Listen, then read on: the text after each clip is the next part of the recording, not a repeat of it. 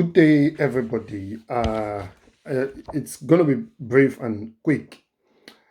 It's going to be in my broadcast today is going to be in English, and that's because there's a particular person I want to hear, and he probably might not understand Yoruba, and I want him to understand that I have come out because everything he has said is a lie. And if somebody comes out openly to tell lies, if you don't go about debunking that lies in the heart of people, it becomes the truth. So I'm just going to play a few clips for us. So if we can see, that would be great. Called parasite. Today we are declaring that we, the Northerners, are the economic heart of Nigeria. And nobody can address us as parasite. We are the economic heart of Nigeria. The oil that is so being busted on today was discovered, harnessed, and the refineries were constructed with the northern Nigerian sweat, with the northern Nigerian economy, with the northern Nigerian money. The money of granite, pyramid, and cotton was the one that was used to research, So discover, and build. I'm going to stop this liar there. Now, this is a report by F.D. Lugard. Majority of us, if you don't know him, go and Google his name. Is Frederick Lugard. So this is a amalgamation of northern and southern Nigeria. It's about 89 pages. It's very thick, and I'm going to be going through this document with us over the course of the week. But today I'm just going to address his lies. He said the economic backbone of Nigeria is the north, and they developed the oil in the south with groundnut, pyramid, cotton. So in this document, which I'm going to be reviewing from tomorrow Monday, so that we understand the truth. Now, around the 1912, when Lugard was called from Hong Kong to become the Governor General of northern and southern Nigeria, the north was always in deficit. The north was always in deficit, and they were being subsidized by the UK government taxpayers' money. They were being subsidized by £100,000 in those days, which in today's money would be about maybe 100 and something million pounds in today's money. The north was always in deficit, and that was why they amalgamated northern and southern Nigeria. Now, apart from the amalgamation, the south, as at that time, our reserve was 1.7 million pounds. Our reserve in the south was about 1.7 million pounds. Now, he talked about cotton. Now, let me also mention here that cotton, as they say, was not even grown in the north. This is what happened. Lugard had the intention to grow cotton. Now, to farm cotton is it's enormous, and what you actually get in terms of returns from cotton cannot be compared to what you get from groundnut. So the northerners, rather than farm cotton, refused to farm cotton because they get more from groundnut. So they did not farm groundnut. Now, he was saying they use groundnut money to build this. That's all lies. When Lugard came in 1914 to 1919, when he was administering Nigeria, 3 products were the mainstay, the main economic backbone of Nigeria. Number 1 was cocoa, because there was nothing like oil then. Number 1 was cocoa. Number 2 was tin. And Lugard was selling about 9,906, about 32, 62, thereabouts, tons of tin every year. And he gets about 1.7, 1.8 million pounds in those days. That's what he was getting. So those were what were bolstering the economy. If you join the two countries, the north and the south, their income for a year is about 4.7 million pounds pounds a year that Lugard was using to administer the country. So for somebody to come out now, so the third one we are taxes, and those taxes mainly we are VAT, because the VAT was introduced during the war era, and it was introduced because they wanted to buffer the war vault, hoping that at some point they would remove VAT completely. But they saw that it was lucrative and somebody forgot to remove it. And that's why we still pay VAT today. So people don't know why VAT even came into being.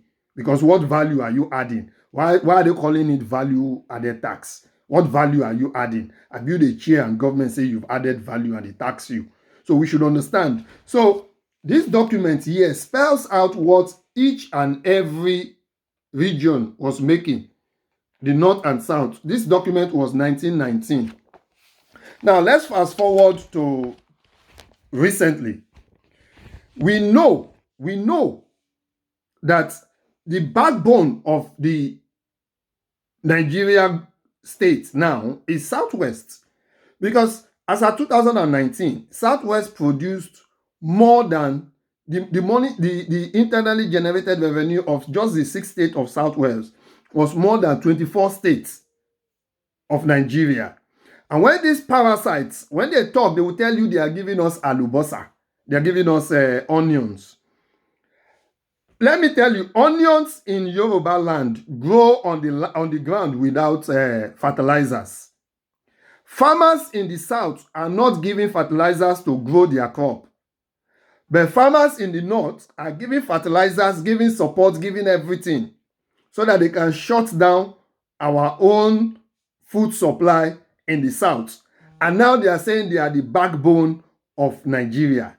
Now, this man goes ahead to say he wants to, if this Southeast break, if Southwest break, they will still remain Nigeria.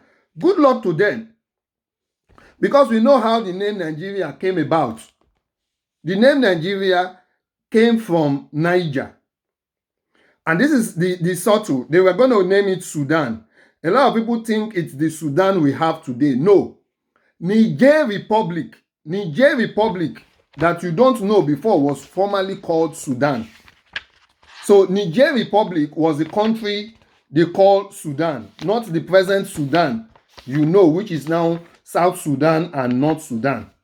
So it was that name they were thinking to give Nigeria, because they wanted to claim it as far as Niger Republic, that they did not succeed. So it was Flora Shaw that now said, okay, since we cannot claim Niger Republic, why not let's give these people Niger area. Now, you would think this thing, because that's what Lugard wrote in his report. He described us as Negro and Negroid. So, and he said those from the south we are pure Negroes, and those from the north we are the Mohammedans and the Mohammedans and Negroids. So that's how he described them. So you could, if you look at this, you will see the top. It's a French Sudan, and you see Nigeria there. So that's the map Lugard draw. So that was what they were thinking, to give us Sudan. And then that Nigeria, it's Niger area, Negro area. And I said Negro came from the word Simon. It's a Jewish word. Simon means black. So that's black area. And he said, in the whole of Africa, there's no place that has been called black area, which is a derogatory word in those days. So they call it Negro area, and that's how we got our name. And that is why we say, it's one of the things why we say, we don't even want that name again. Let them take it. Just give us our Yoruba nation, which is honorable for us. So he's saying they are sustaining the Nigeria economy. So if they are sustaining the Nigeria economy, which is good for them, which is working well for them, which is giving them growth, and they still need to continue to borrow from China, from here, from left, from center, to build roads to their cousins in the French Sudan. that they twist to Niger Republic. That's fine. We are not going to stop them from building roads to go and connect to their ancestors that they've missed. But what we are saying is we want to dissolve the Nigeria country because it is no longer a viable product. So if he wants to talk, perhaps we should make it a debate, and I will be ready to debate him. But coming out to say blatant lies that the nuts, the groundnut money, they use it to develop refinery. Now let me now tell him again that the refinery they built in Kaduna refinery in 2018, Kaduna refinery generated 0 naira, but it got 1.8 billion, something that generated 0, gulping 1.8 billion. NNPC wrote to the Federation and say for April, May, June, 3 months, we will not remit 0 to the Federation account. 0. Yet, they are collecting money, they are selling oil leases, oil licenses, OML and OPL, and they are selling it within themselves. And he's still coming out to tell us lies. So let him go and bring all his facts and figures. Let us fix a date, and then we can debate it, and he can give us the figures of how much his ancestors contributed to the building of Nigeria before he's coming out to tell us Nigeria, they are the backbone, they want to keep the name, this, that. We will not fall for lies. So let him take all his lies back. I'll be educating us based on records, not fabricated lies. Based on records. I've not written this. This was written in 1919. If you need a copy, I can send it to you. It's 89 pages. It's 89 pages. But if you look at it, if it's in today's world, it's probably be more than that. It'll probably be about 200-300 pages. But I will take time to really digest everything for us. Because I've gone through the documents. I'll take time to digest everything for us and how we were amalgamated. Even when we were amalgamated, Britain was still paying. Britain had to pay that 100,000 for 5 years, even after we are amalgamated. And how Lugard, in this same document, told us how much he acquired Nigeria for. He acquired Nigeria for about 4-point-something million. But in his 5 years, he said he's already got that money back. I'm going to tell us everything. And who paid that money? It is we from the south, Yorùbá land especially, that paid that money. We paid 6 million for Britain's war debt.